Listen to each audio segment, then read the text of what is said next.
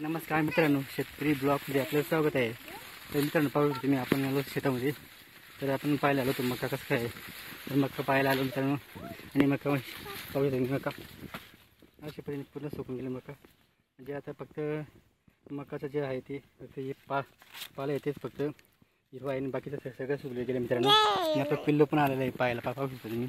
तर आपण असं पद्धतीने आपलं मका पिकं पाण्यासाठी आलो मित्रांनो. मका पिकं आपलं भरभरून आलेलं आहे असं समजून घ्यायचं.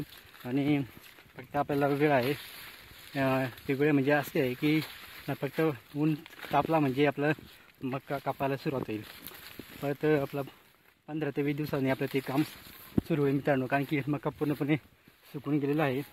आणि पूर्णपणे बाजरी पण पाहू शकतो. बाजरी पण एकदम भारी झालेली पाहू शकतो. बॅगवरून बाजरी पाहून बाजरीसुद्धा डायरेक्ट कापायला झाली डायरेक्ट असं समजून घ्यायचं मित्रांनो. आता फक्त पावसाची घडण्याची वाट पाहत आहे. कारण की पाणी हा आहे कागतं कुठं येतो कुठं असं पावसाचं चाललं आहे मित्रांनो. त्याच्यामुळे आपले काही कामं आहेत ते खोंबलेले आहेत. त्याच्यासाठी आपण थोडंसं वेळ दिलेला आहे आपल्याला, जेणेकरून आपले काही कामं भरपूर आहेत. पण ते ऊन तापला तर हे सगळं काही व्यवस्थित होईल.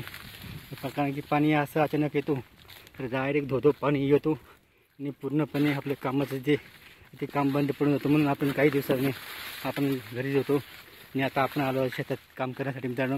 तर आपलं वावर आपण पूर्ण फिरत आहे. आणि पाहू शकतो मी मक्का असं पूर्णपणे पिवळे झालेले आहेत. म्हणजे आता डायरेक्ट सुकायला आले. त्या ऊन तापला म्हणजे पूर्णपणे 15 ते 20 दिवसात आपले मक्का कापायचं मोडायचं सुरू मित्रांनो. आणि मक्का आपला पिकून आलेला आहे असं समजून घ्या मित्रांनो.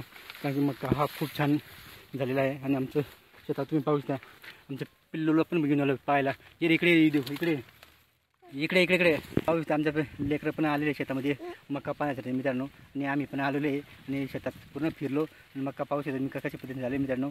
अशा पद्धतीने आपल्या शेतात मका झालेला आहे. व्हिडिओवर लाईक शेअर कमेंट करा. आमच्या चॅनल सबस्क्राईब करा मित्रांनो. जय जवान जय किसान.